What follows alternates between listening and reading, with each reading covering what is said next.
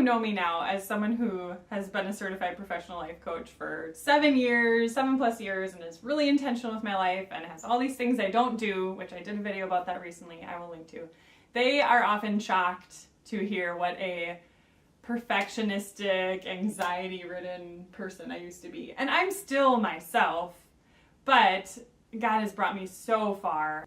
And the way that I approach my day-to-day life is drastically different. And 8 years ago, I asked my husband Kyle a really powerful question. I wrote a blog post about it. It's been one of my most popular blog posts over many years now. So I thought it'd be fun to just kind of like revisit that and talk about that and where I am now. So I'll kind of tell you how I've changed, what's changed, and what I've learned and what we've learned. So 8 or so years ago, I came across this blog post that had this idea to ask your husband, what do you need most from me? So being like the good little wife that I wanted to be or am, I went to Kyle and I was like, okay, what do you need most from me? And I thought he would just say something like, oh, I need you to encourage me more in my job or something like that. And do you remember what you said to me?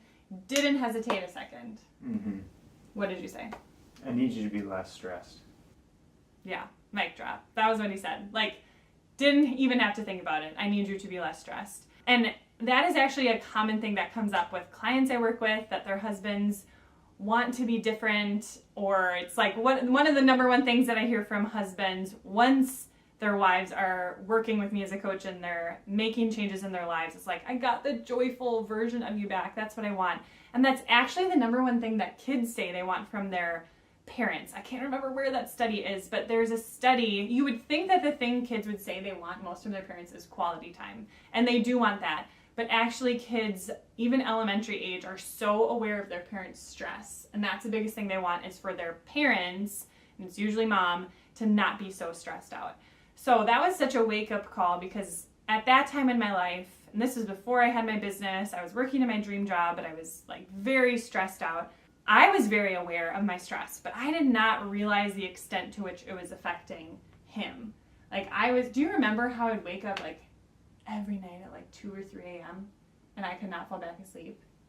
You probably don't even remember how bad it was, but it was... I don't, yeah. It was terrible, and I was having anxiety, I had trouble breathing, I was in therapy. At one point my therapist gave me an ultimatum and was just like, either you need to quit your job or I need to put you on anxiety medication. And I was like, okay, I don't want to do either of those things. So it's kind of like a combination of just feeling like I was kind of living this like nightmare of a life where I was exhausted, super anxious, super concerned about what everyone thought of me and trying to keep up some kind of image, and then realizing that like something drastically needed to change, or I needed to go on medication, and you saying like, I need you to be less stressed, that really started to set things in motion. And we also started realizing, do you remember the breathing thing? Yeah, I do. Like I would say like we had a good relationship, but there was just a lot of anxiety in our life. It wasn't necessary. It was unnecessary anxiety. We didn't even have kids. We had no kids.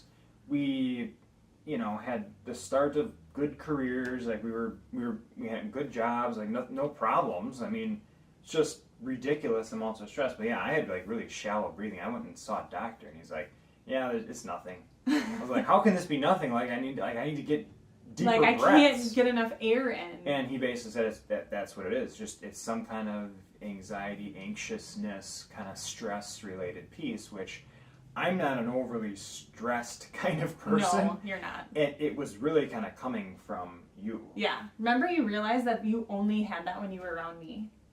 Yeah. Some of this is fuzzy because it was like 8 years ago, but yeah. Yeah, which was very humbling to realize, like, okay, not only am I struggling to breathe, but my anxious personality and the fact that I can never sit down. I mean, I would barely even sit down and watch TV with you because I felt like that's not productive. I don't have time for that. If I was sitting watching TV with you, I'd be doing something at the same time. Yeah. I mean, I've come so far. I mean, we Sabbath for a whole day now every month, like... Yeah, we'd watch a movie together, and she'd week. have her computer out doing some work. And I'm more of a do your work and then set it down and then do something else. Relax, enjoy your life. We're not here to just constantly be working. Yeah.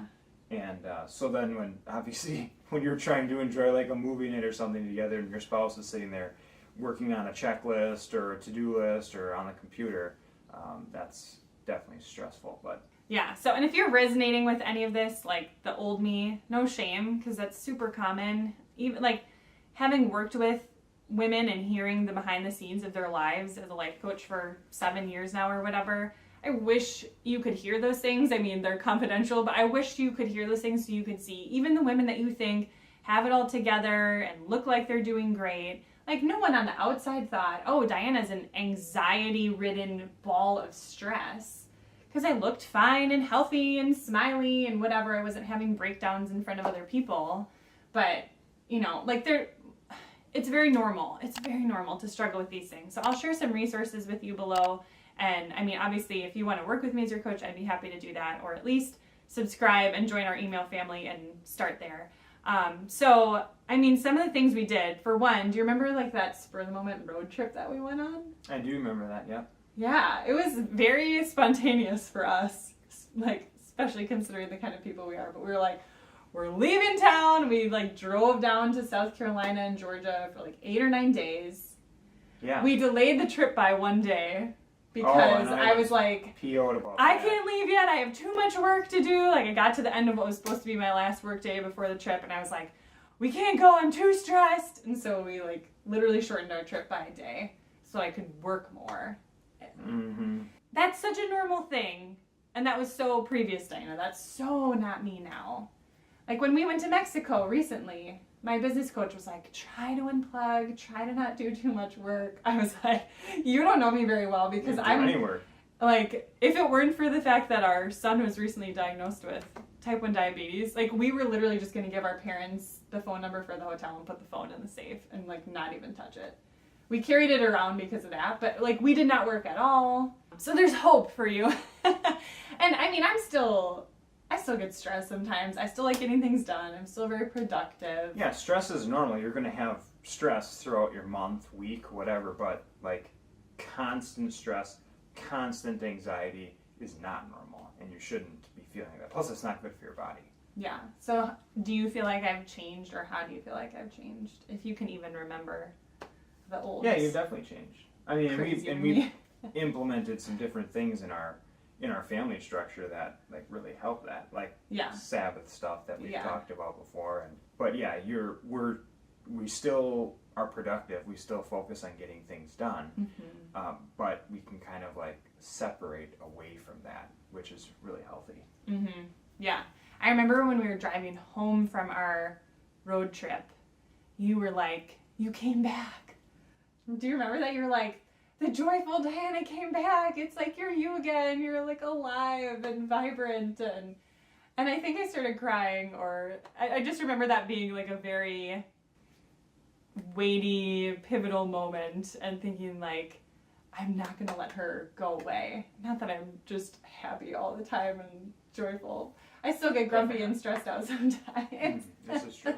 But I was just so committed, like, okay, I have to find a way to generally be a healthier person. And so it wasn't any like necessarily one thing. It wasn't like the trip changed everything. We still had to come back to real life, and then I had to like deal with everything.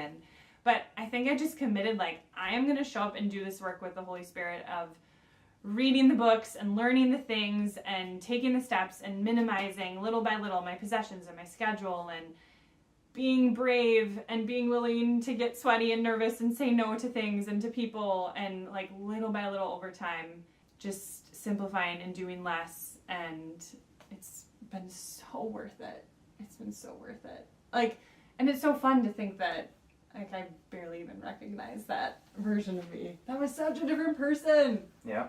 I always say if I plan my wedding again now at this age, it would be drastically different from how I planned it at age 22. It would be way more simple. I would be way less of a basket case.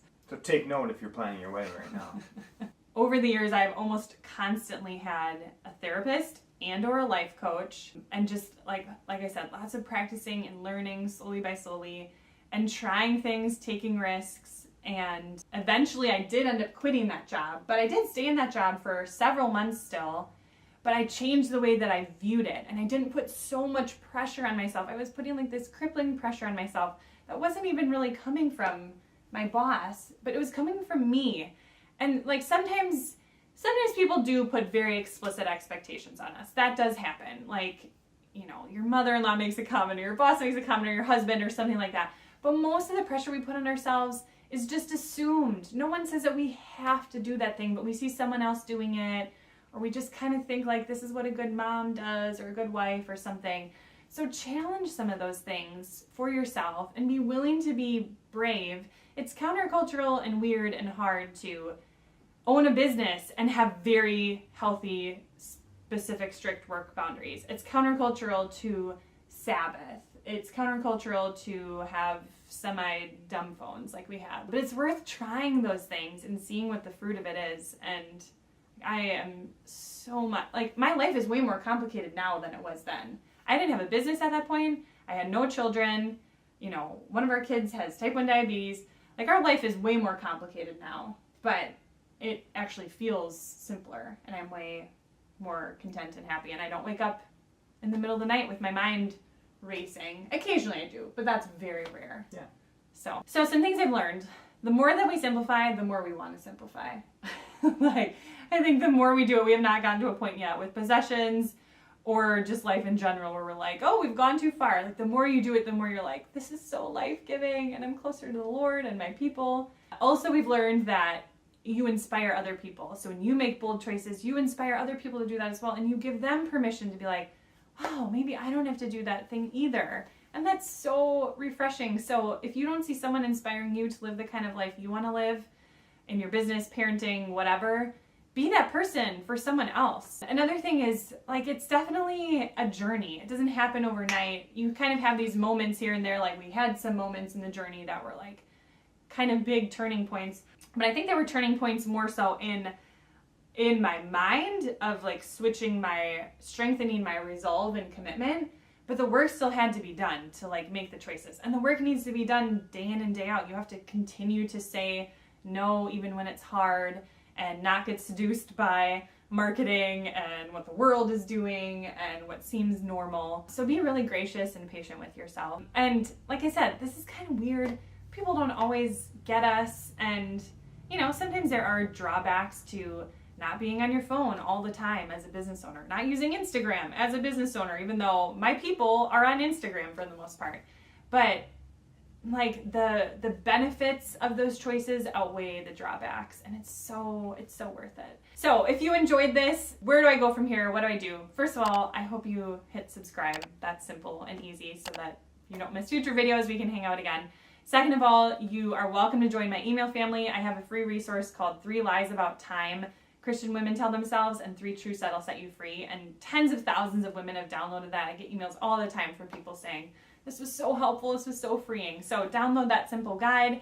Of course, if you are like, I'm going in, I'm jumping in the deep end with this, I would love to work with you as your coach and walk with you one-on-one through this. So you can go to dianakerr.com/coaching and look for details on that. And I will put links to other resources below, other videos, books, things like that that could help you. So we love you, and wherever you're at in this journey, we want to encourage you and give you hope, and it's worth it. So wherever you're at, keep moving forward, keep being brave and courageous, and we'll be here to support you every step of the way.